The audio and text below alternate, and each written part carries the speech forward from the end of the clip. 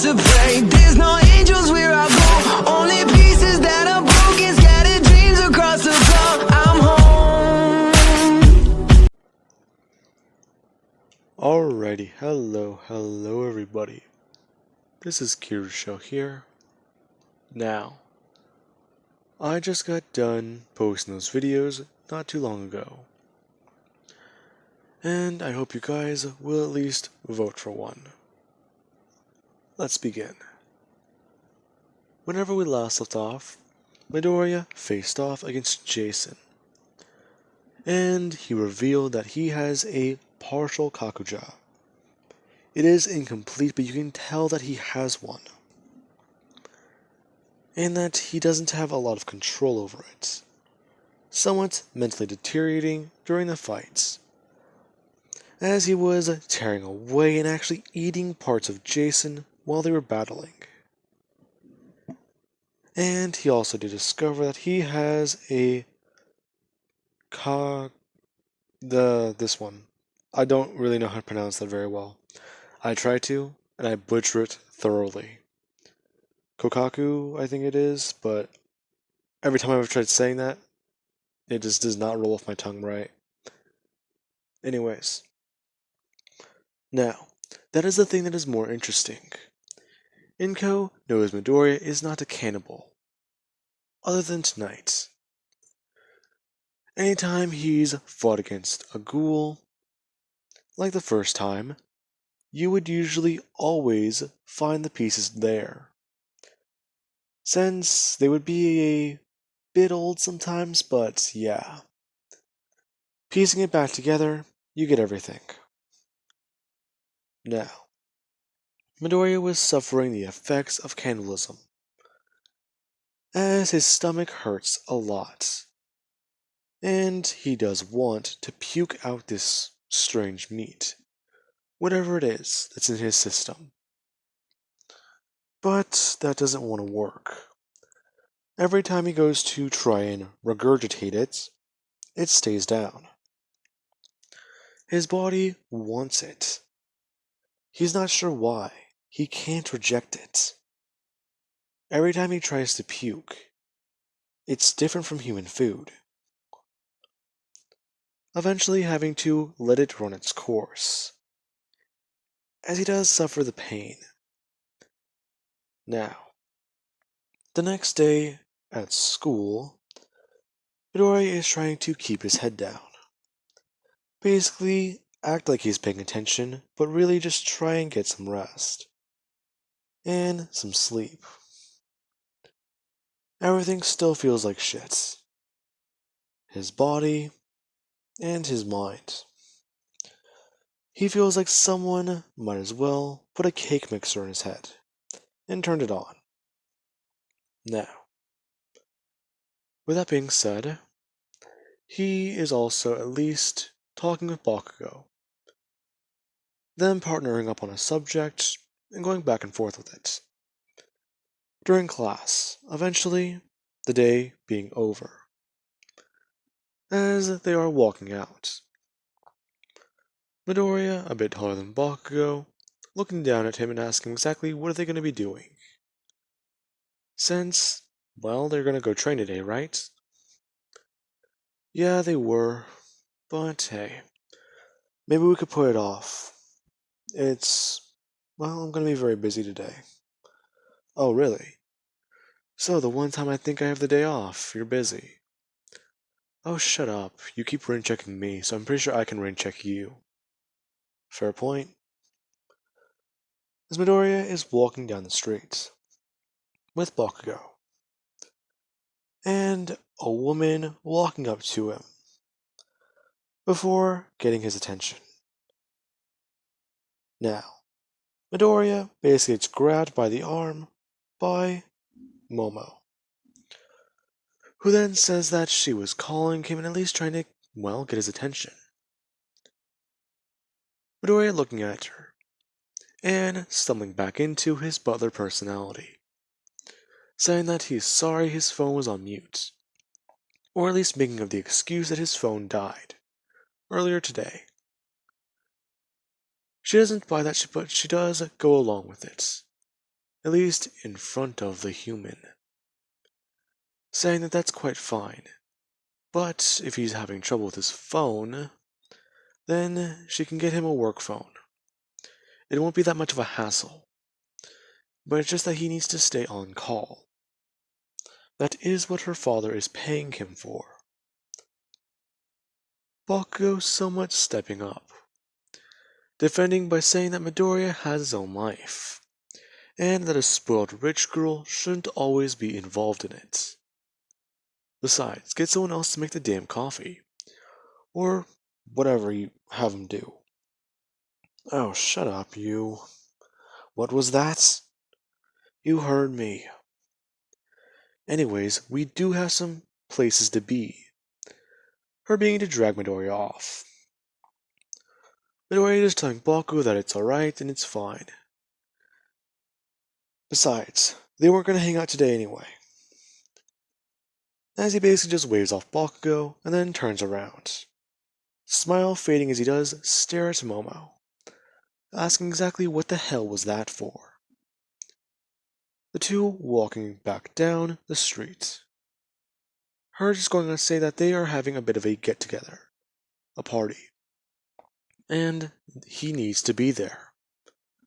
Huh. So I'm actually doing my job? Yeah, it's not that kind of party. As the door opens to the limousine, her getting in, followed by Midoriya. A lot of people seeing him. People from his class and school. As they do drive off. Now, Momo goes on stating that this party is specifically for their mission. Wait, so... Wow, you really do live the high life. Anytime you think you have a job well done, you throw a party. Is that what rich people do? No, it isn't for us. It's to remember the ghouls who died. What? Yes. The people who helped us. Don't you remember? You were carrying two of them out of the building. Oh, I think I remember. Some things are still a bit fuzzy. I'm getting glimpses of them. Were there doves there? Yes, there were. And you actually tore one's face off. Oh. Yeah, it sounds like something I'd do. Anyways, so, any idea what we need, or do we already have it all planned out? Yes, we have it all planned. Them arriving at the manor. Midoriya putting on some coffee, and having to do a lot of that. Putting on multiple pots. While he does look outside, there are people stacking firewood. A lot of it. Not really sure why. Until things do get set up, and meat is brought out. As it is around midnight, and everyone is outside. Midoriya setting down a ginormous container filled with the fresh coffee. It's going to be kept warm by what the container is made out of, but at the same time it's not going to be very hot. As he does actually run upstairs, basically going around the area and back to where Momo is on the balcony, taking his place directly behind her. As Mr. Yaoyorozu does step out, everyone finally seeing him. As he does make his announcement to all the ghouls present, announcing that they had a mission, and they carried it out spectacularly. However, one thing that they did wrong was split up. They left their brothers and sisters behind. The ghouls that died on the mission will be honored tonight. Now, All of you were aware of this process, and a ghoul hasn't died from service or missions like this in quite a long time. We have informed, well, you all, of this, and let their spirit flow through you. As Momo does step up, basically grabbing Midori and dragging him forwards. Mr. Yayorozu walking away, watching as a few people step forwards and strike matches, throwing them onto the firewood. Midori getting a closer look as the flames are lit, watching to see that the bodies they carried out are on the logs, staring at them as everyone begins to party, dancing around and actually eating together. This isn't really a normal party. Everyone is staying silent. However, they are at least moving and trying to show happiness. Before Midoriya just looks over, Momo is leaning against the balcony and staring at the flames as they're just dancing, just like the people in front of them. Before Midoriya just asks her exactly why did she do that? Why is she burning the bodies? Well, ghouls can't get proper burials. Anyways, not normally. Besides, everyone here is listed under civilian identity. And, well, it's kind of bad to know, but this is what happens. If you die as your ghoul persona, we try to retrieve your body. If we retrieve your body, we burn it.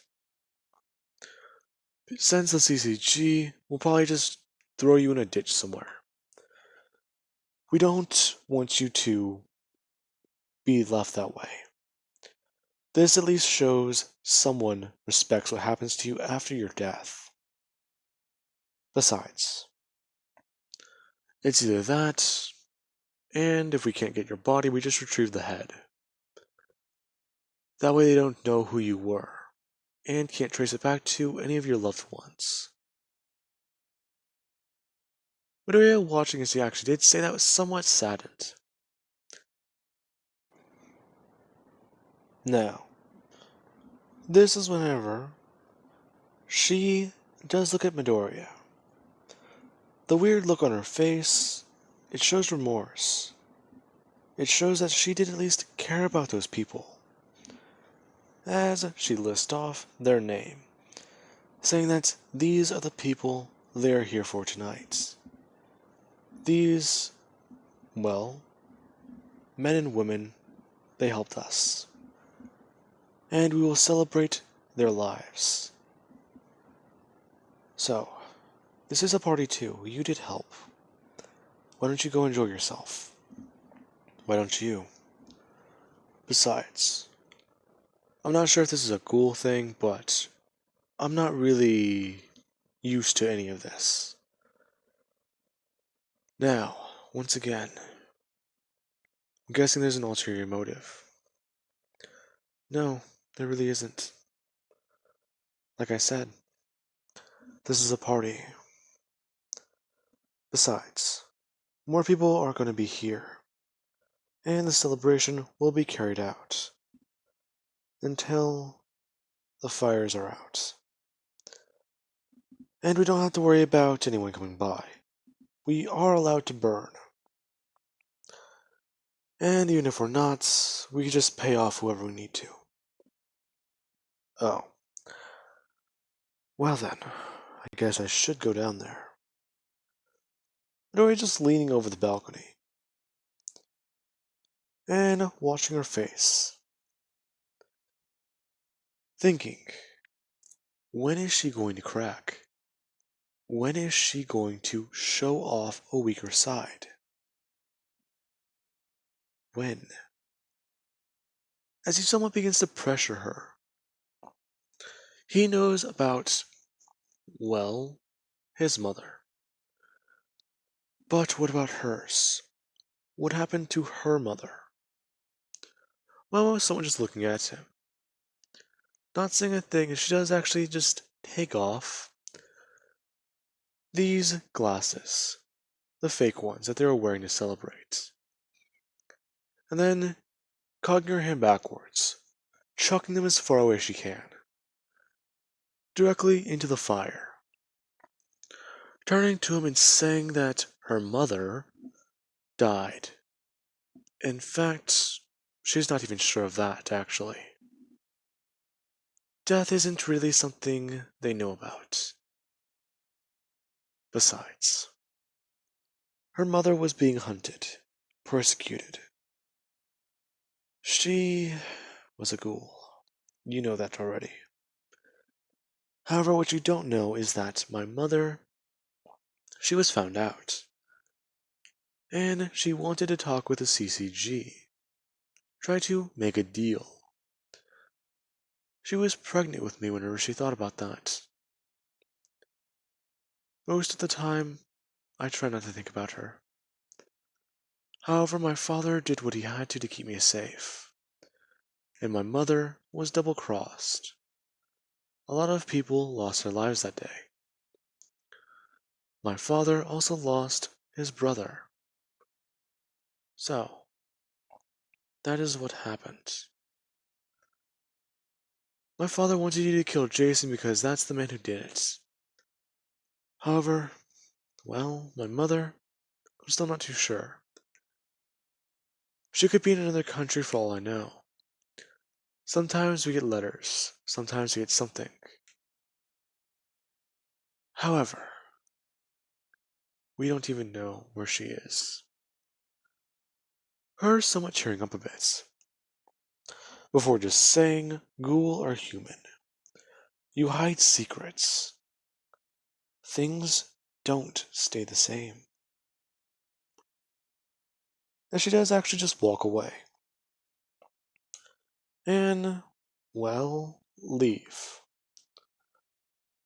Midori just staring at the burning fire, watching as the bodies get consumed.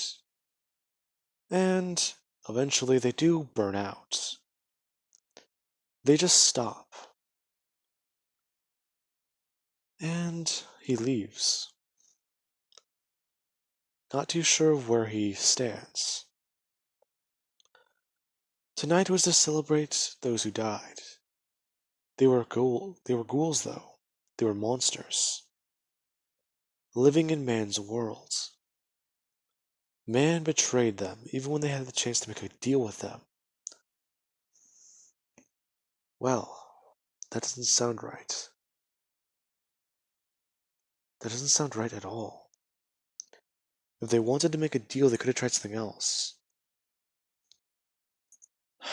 Shit. Now, with that being said, the next day at school, or at least the next week, Midori and Bakugo do eventually meet up. And they train harder and harder and harder today. The two pushing each other further than they have before. Midoriya actually being distracted today, as he's holding back a little bit less to show off generalized improvements to his quote-unquote quirk. Having the thought rush to his mind again. Ghouls aren't really monsters. They're just misunderstood. They have to eat people, right? Well, they can't do anything with coffee since it's a liquid. And, well, probably just chewing the beans won't help, so flesh it is. It doesn't have to be fresh though, does it? And cannibalizing is, well, ironically bad, since it does also involve killing another ghoul. Now, after they do get training, Midoriya does actually pose a question to Bakugo. Hey, Bakugo? What is it? Well, I kind of had a question I wanted answered.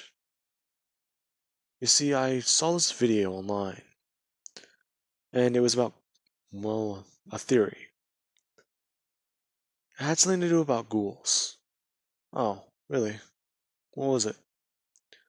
Well, what if ghouls had to eat flesh, meat specifically? What if they had to kill? What if they had to do any of this other crap they do? Okay, that's kind of weird. Where is this going? Well, that's the next part. If you were. Okay, imagine a hunter hunting after its prey, like a caveman. Eventually, you hunt down your prey, and you eat it. That's survival, right? Yeah.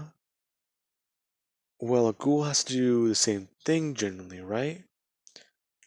I mean, I don't really get it, but I guess. Well, then it's survival, right? They're not bad? Dude, they're cannibals. Of course they're bad. Then again, well, I guess they might. If they have to, then it's kind of understandable. Then again, where's this question even come from? No, never mind. It's nothing. I've just been staying up too late, reading up on all this crap. Well, dude, I suggest you get some sleep. And, well, I can kick your ass again tomorrow. Yeah, tomorrow. Midoriya leaving and heading home, throwing off his persona once again, as he does actually begin to think. As he sits down at the table, and he's eating his lunch, bringing up his left hand and beginning to pop his knuckles while he's chewing, thinking for a second. Ghouls are misunderstood creatures, right? Before he does hear a pop, looking at his left hand confused, before just opening it and looking at it flat, trying to think. Why was he doing that? What was that? Before just cracking his other finger, and it at least feeling more comfortable as he continues, going back to his thoughts. Ghouls and men can live in the same worlds. A lot of people don't think they can, though. But why not?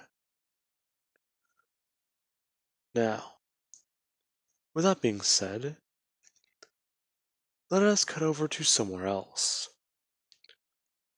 Someone is still curious about Midoriya, and they've decided to look into him a bit more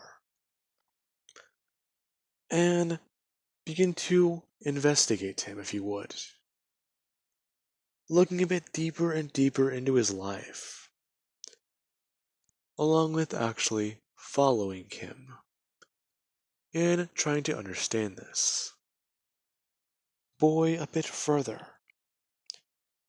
The boy who's considered to be a top-ranked student in his class, falling behind lately, sneaking out a bit more. Where is this kid headed, though? Something to do with a rich family, though. Is him and that rich girl dating? Possibly? No. It's a likely theory, since the kid's getting paid a bit too much. Then again, he also does spend a lot of time with her, so it does make sense. The theory fits. Then again, that's not really what he hired me to find out. He hired me to inspect the kid, and I should at least continue doing that. Now, with that being said, I do hope you guys enjoyed, and have an amazing night. Catch you guys in the next part.